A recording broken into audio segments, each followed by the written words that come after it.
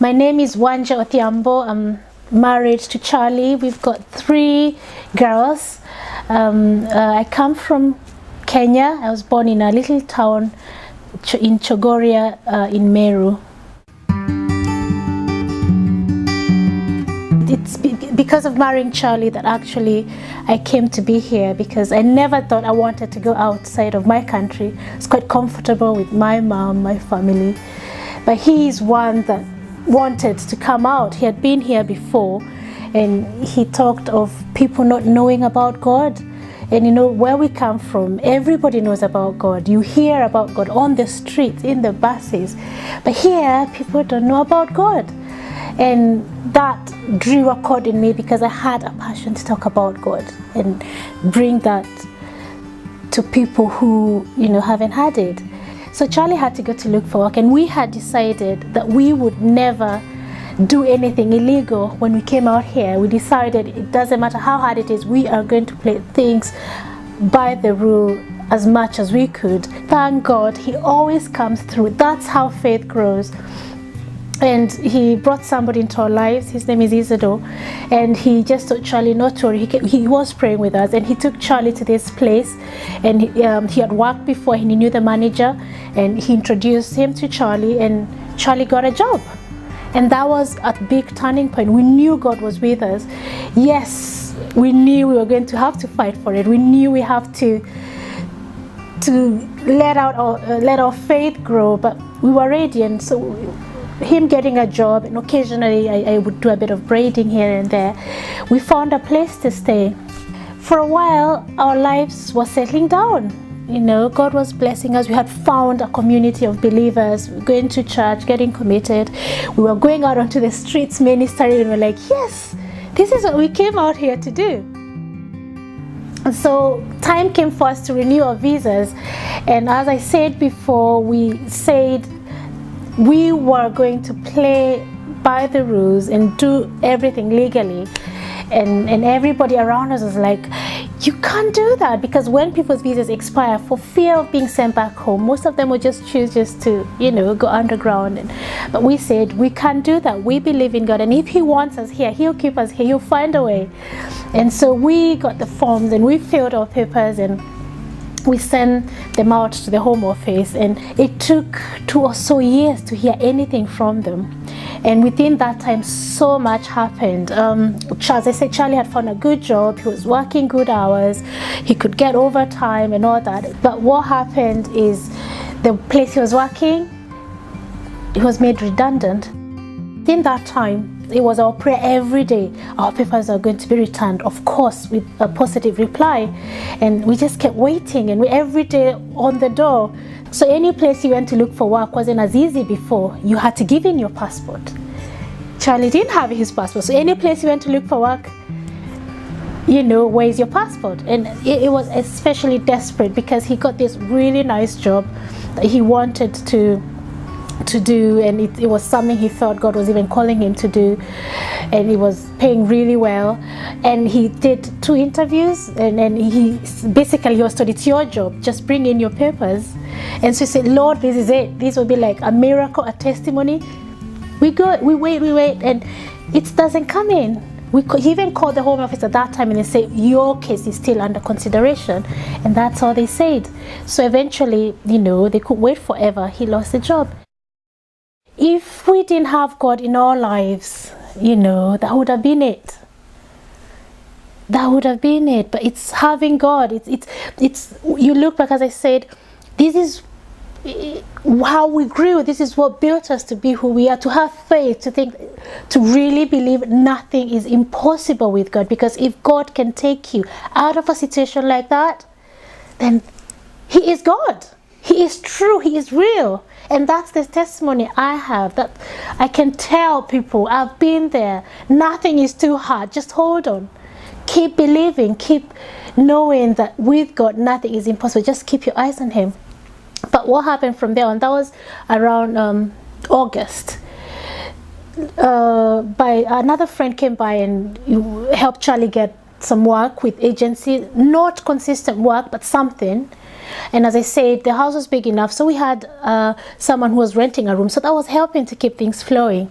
But the landlord was saying, how long is it going to go? And we're dilly-dallying more and more with the rent. So come January, December actually, he gave us a notice to leave. Where are we going to go? And so it is that, yes, we agreed we'll move out. We didn't know where, but some friends who lived somewhere invited us to stay with them until we sorted our issues. That was in December. And as they did that, in January, our papers came back. Before opening, they were like, stopped everything and prayed, only to open, and the people are saying, denied. And so we had time to think, and we decided we're going to appeal this. And we said, Lord, this is it. By this appeal, we're going to know from you if it's you that wants us to stay here or want us to go. And that took a whole step of faith, because by then, as I said, we are homeless. We don't have a place to go. Charlie has no job. At that point, at the end of January, exactly a week away from then, we were going to be living with friends, literally depending on them for everything. So this had to be it, Lord. And as I said, our faith hanging there, wobbly but still believing in God.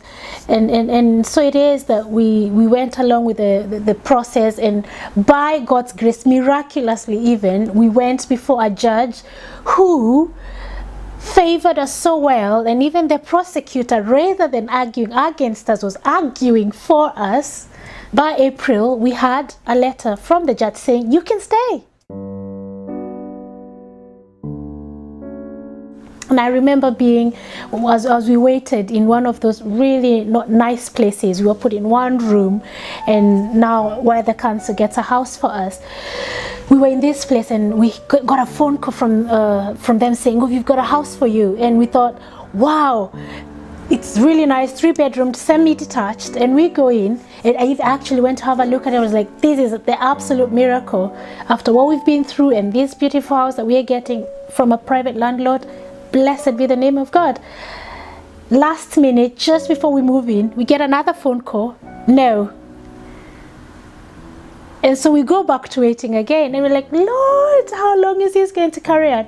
But within another week or two, we got another phone call. We had another landlord, and we went to look at the house. It was not nice at all, but we didn't care at that point. We just needed to get away from that place. It was horrible for the people that take drugs and all that. Already we had 2 kids. It just wasn't a nice place. So we took the place, and we look back, and again I see God's hand in it, because it wasn't about the house, it was about the landlord.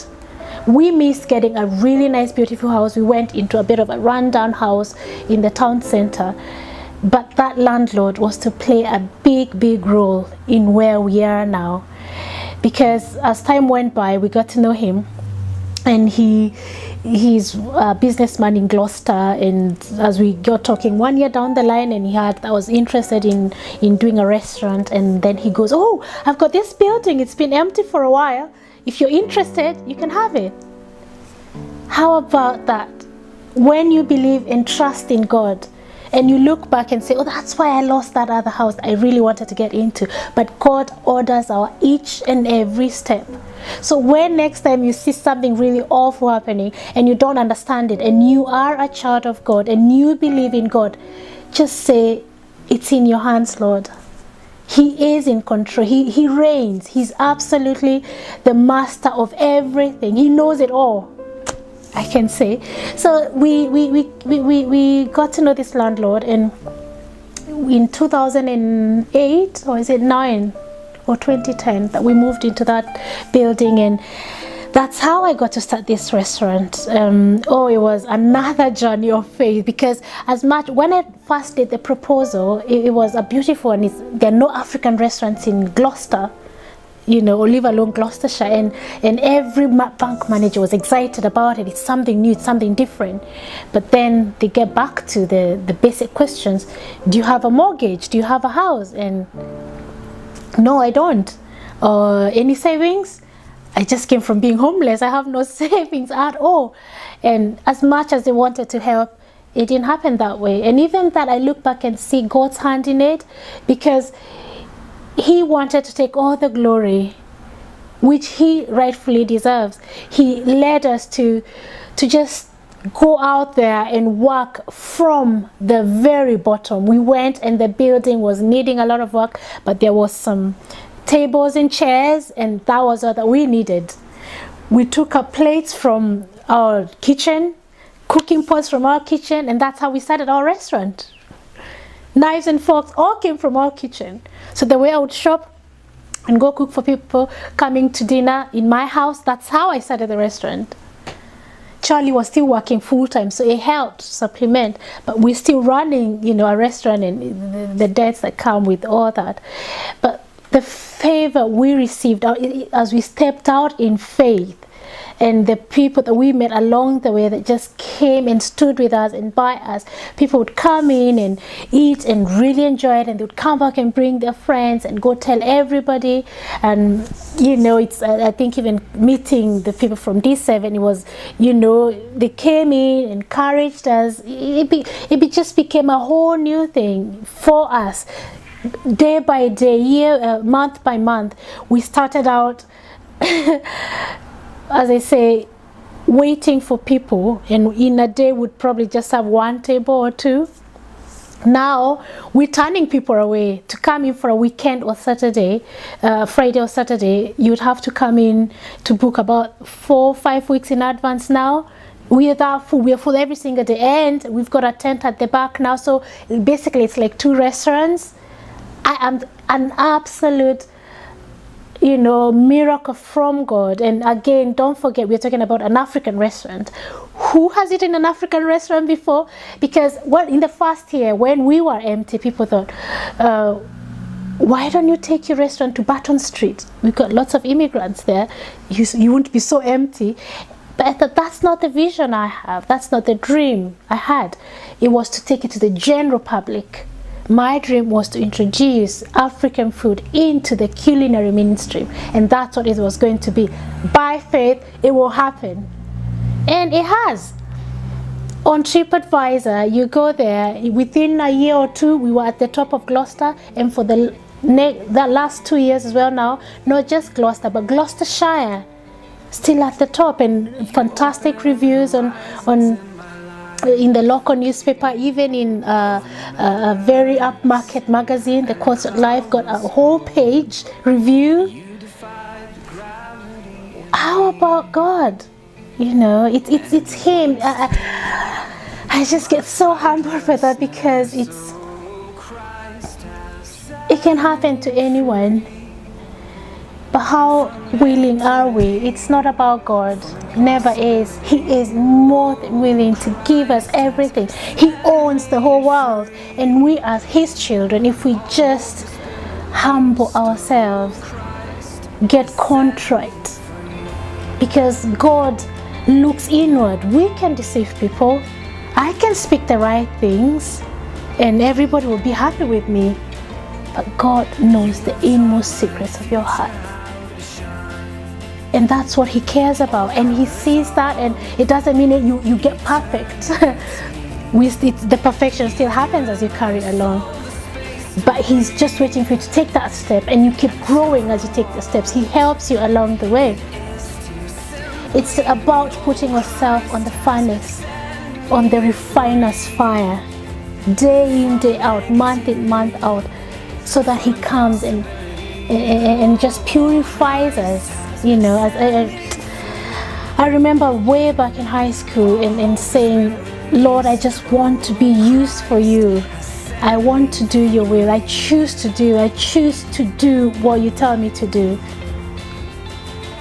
And that calls for an absolute surrender, totally. But when you do that, God will never leave you.